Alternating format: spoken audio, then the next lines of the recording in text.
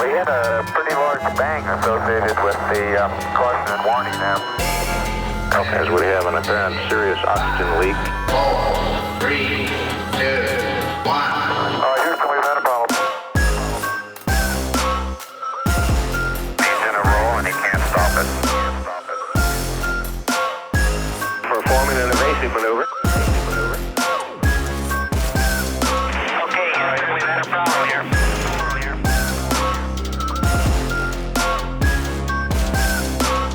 I think we need to do a little more all-weather testing.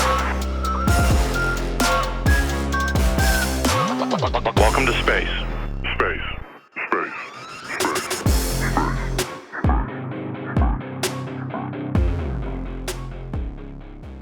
Hello, listener, and welcome to Failure to Launch, the space cartoon podcast where we take you through all the trippy Soviet Beatles fever dreams you can handle. We are your hosts, Quinn, he, him. Chris, he, him. Ani, she, her. And a brand oriented Chris, he, him.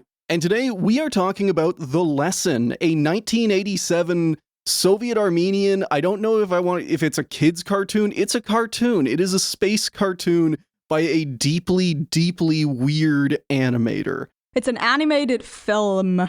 Yes, It is sorry. not. This one is not for kids, but not that it was a thing back in the day, you know?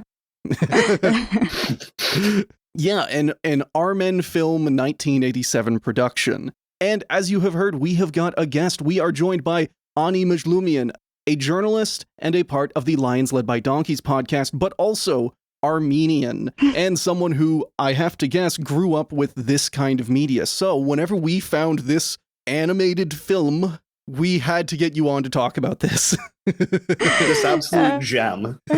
Sweet. I mean, it is an absolute gem. Like, really, Oh, yeah. for the cinematography, animated film in general, it absolutely is. But yeah, of course. I mean, anytime you get anything Armenian or you think it might be Armenian, I'm kind of always a little bit of part of this show. So I'm very happy to be on it finally. Yeah. And we are going to be talking about the animator is Robert Sahakian, who has I know at the very least, he's got a couple of like Armenian stamps with his work on it. So he's kind of like, at least within the Soviet Armenian, like the early stuff, like he is a big force behind early animation, especially from like the 60s, like 70s, 80s onwards, both in Soviet animation circles and Armenian animation circles. And that's definitely something that we're going to be talking about today. And I actually wanted to start this off. We are going to talk about the lesson in a bit, but I wanted to give a quote of his that I hope will explain, at the very least to the Chris's, some of why the lesson is the way it is. Good, I needed answers. Please. Well, he's dead. Thank You're you. not getting any. So, again, this was spearheaded. There were obviously other people working on it, but this is the brainchild of Soviet Armenian animator Robert Sahakian. It was actually born in Baku, but then moved because of reasons. Things started happening, you know? Like, Yeah, interesting things. Although he did this was early on, so he did the vast majority of his work in Yerevan. But specifically, when asked about his style, his visual style, he liked to use something that he called transformations. Put simply, he did not like to have scenes have hard cuts. Anytime possible, he wanted a scene to blend or merge or into another scene, which partially explains why this cartoon looks the way it does. I will quote from him specifically. In this regard, I have something to be proud of. In the 70s and 80s, when computers were not available to me, I employed a huge number of transformations, which in many ways anticipated the technique discovered later thanks to computer animation. Today, a transformation has to succeed solely through intelligence. The technical side of it has lost its interest for me personally. So among other things, I do kind of like that I think there's something to be said for both sides, but people, a lot of the times you'll see older style animators like, no, I'm going to hang on to these old methods just for the sake of it. Here's a dude who's like, as soon as computers came around, he's just like, fuck it, I don't have to do that boring technical stuff anymore. I get to focus on the awesome, my work is easier. I get to work on the creative shit more. I think like it helps to understand how he accidentally like ended up into the animated film. he just went to get a job as an intern, and they were like, draw a horse and bring it back, you know, a couple of days later. And he was like, I'll draw you one now. Because like horses are, you know, especially the ones from Eastern Orthodoxy, are very hard to draw. So Buy the Lions merch, listener. We know you already listened to them. Exactly. So he was like, I'll just draw you one here, so don't say, you know, someone else did it for me. So he does it, and they're like, okay, this guy's a freak. So he's like walking into the studio. Like in Armenia, okay? Armenia is quite a traditional place. Like, of course, now it has transformed into perhaps still quite traditional place. Not much transformation there, but like with long hair, like, you know, he's self-prescribed hippie, you know, and he's that kind of guy who's not very common to see, you know, in public. Okay. He gets the job because he's just so talented. So I think that just kind of gives a little bit of context why he is breaking all the rules, because he has very much a lot of contempt for the rules and the existing industry at the time. And to kind of fit this into the context, we have talked about this before. Planet of the Captains, for example. We talked about that a while ago, a Soviet animation, a sci-fi animated movie.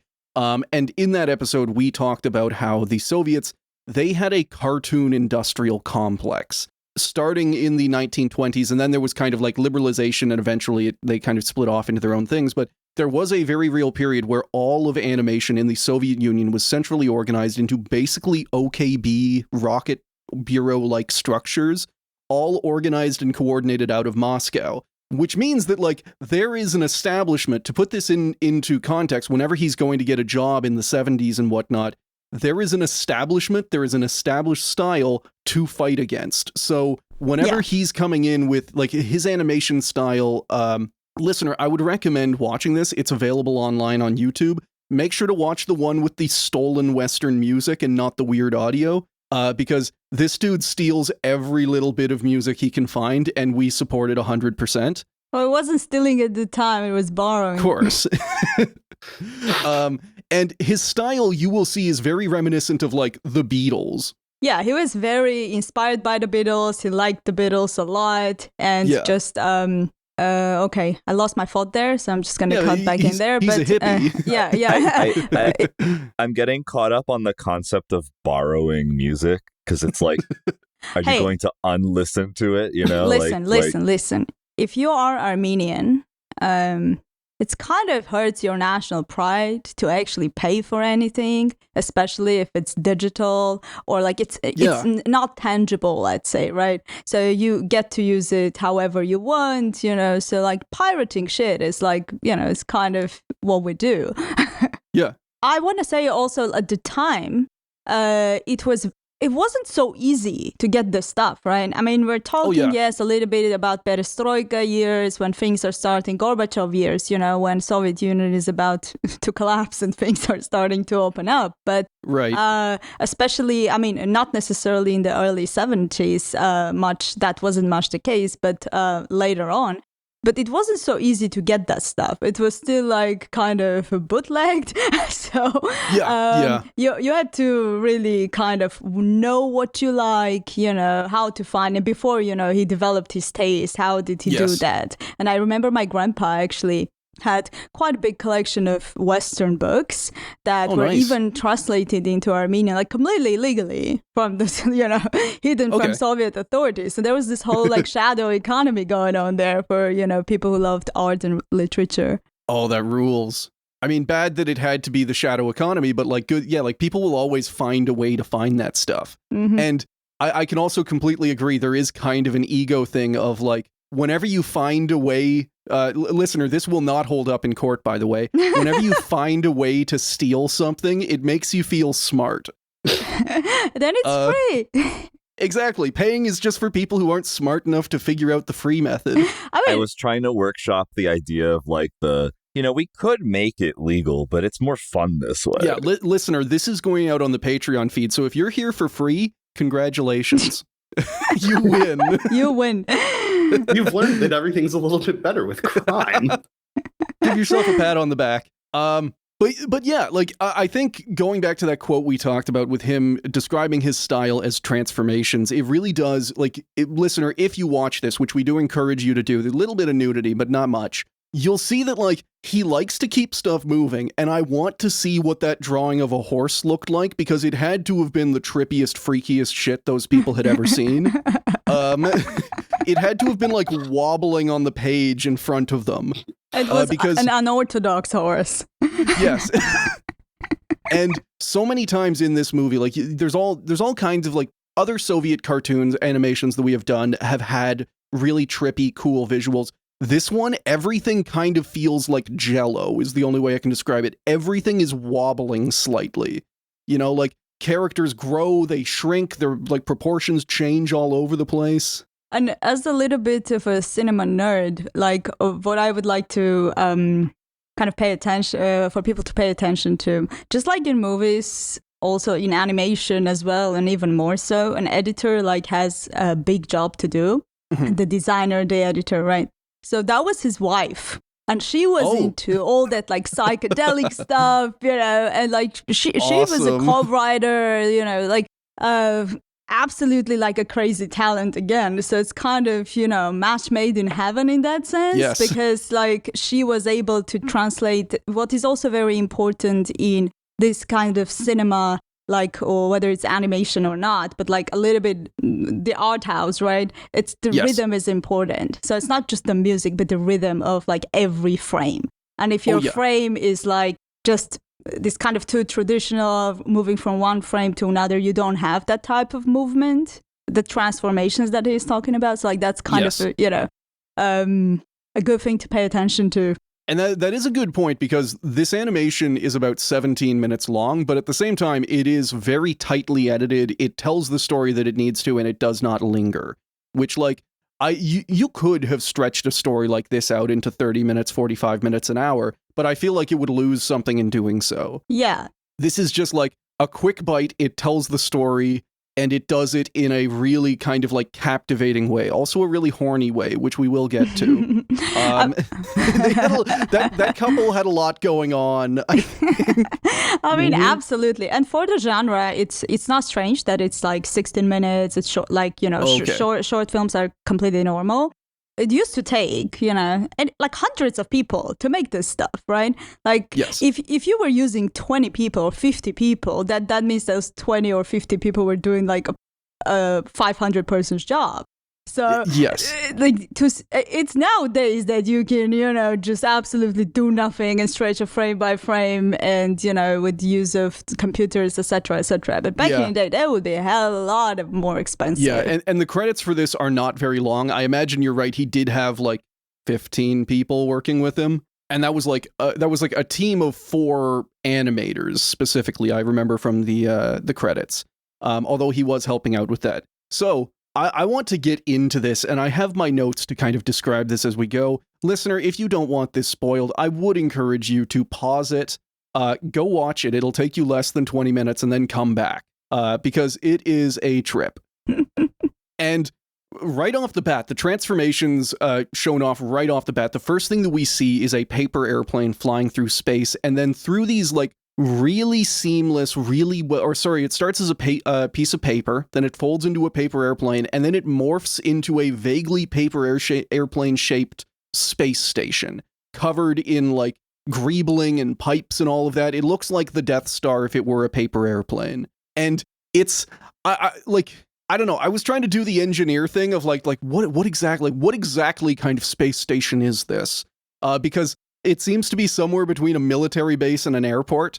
Well, you should watch For All Mankind. Have you seen For All Mankind? Yeah. Yes. Kind of like that. And something that I liked, I may just be reading into this, but there are parts of this that definitely seem like an actual critique of the Soviet space program, which I will flag up whenever we get to them. Because to someone growing up in the like 60s and 70s, he would have been very exposed to the kinds of media around the Soviet space program, whether the successes or failures. There's a part later on where after the success of the mission, we see 2 generals pinning medals on each other back and forth, which to me just felt like, oh, that's the critique of the space program there, of just, like, covering dudes who weren't responsible in piles of medals. Any kid in the Soviet sphere would have been familiar with this. Paisley is bumping her head into my shoulder right now. She has important things to say. I've tried to tell people, like, she never says anything into the mic. She's super mic shy whenever she comes to visit me. But she will never shut the fuck up the rest of the day. Like, anytime I'm in the other room, anytime I am vaguely near the food bowl, she will howl at me over and over and over. She is very, very stupid and vocal most of the time. Maybe since you started talking shit about the Soviet space program, she started hitting you. Maybe she's a KGB agent. She's a sleeper agent. You'd think that she would be on the French side because they launched Space Cats, but then again, they also lobotomized and killed their Space Cats. So, oh God. No, I would never Felicet I would you. say that she is a sleeper agent. She's doing a very good job. Yeah, of she the sleeps sleeping 19 part. hours a day. Don't they all? I'm merely pretending to sleep. Yeah, exactly. So another thing that we see very early on in the animation is that the scenes have color. There is a whole lot of color going on, but that doesn't extend to any of the characters. Every single character, without exception, is shown as being perfectly tan. So that is their color, that is their clothing, and that is their skin. They look kind of like, like army men. They look like the tan army men, is what I'm saying. And we are kind of introduced to what is going on in this space station airport paper airplane thing, and we get an immediate taste of horniness. Because every single time a female character appears on screen, everybody has these kind of like baggy overalls, and this isn't the sci-fi kind of thing where like a female character gets a boob plate. Instead, everybody's like jumpsuit, every female character's jumpsuit is like shrunk wrapped onto them. And the actual animation of these characters moving around, like they're all going about their day. A lot of them, it seems more kind of like a space program than an airport now because they're getting ready for a mission. There's all these like banks of machines. They do this wonderful thing where some of the scientists, I love this, will have like a monocle on that like shows them data. But the way it's animated is that the guy's monocle will just be like a little screen that shows you, the audience, you, the viewer, something else cool going on. And don't worry, that also gets used for horniness later. So, like, simplifying this so much. I have to. It's an audio medium. I can only say that everything is so trippy and cool and well animated so many times without asking. I did ask people to watch it beforehand. This is the real defiance against the Soviet Union, because in Soviet Union, there was no sex. Okay? No. Did not happen. But it did happen in this animation movie. Whoa. And every other animation movie he has made. But he made some little kids animations too. Okay, we'll get to that. I'll give you a picture of that. Another thing is that I love how the characters are animated. They all kind of move around like marionettes, but it's not in a way that makes you think it's like badly animated. Like, it's clear that a lot of effort went into making them move the way they did. And it's and like a whole bunch of characters, because we're on a space station, some of them walk, some of them hop, a bunch of dudes just kind of like float around. Like, there was a surprising amount of effort that went into getting these characters to just get from A to B. And basically what is happening is that on this space station, they have found something. We don't know what yet, but they have found something and they are gearing up a mission, and they set off an alarm because the ship, the mission's crew needs to get ready. And our main character is number 5. She is also the only woman on the crew. She is also introduced having sex with the captain, number 1. Well, someone had to. Of course. Number 3 wasn't going to do it. Not nearly committed enough. Yeah. No, was a prude. And yeah, they all get an alarm and they suit up for their mission. And you mentioned with the logos and the kind of not product placement, no one would have been paying for this, but like they're getting ready and it's still blending the line. It feels almost like dream logic. They're getting ready for their space mission. There's an Alitalia logo right next to them, which used to be Italy's main airline.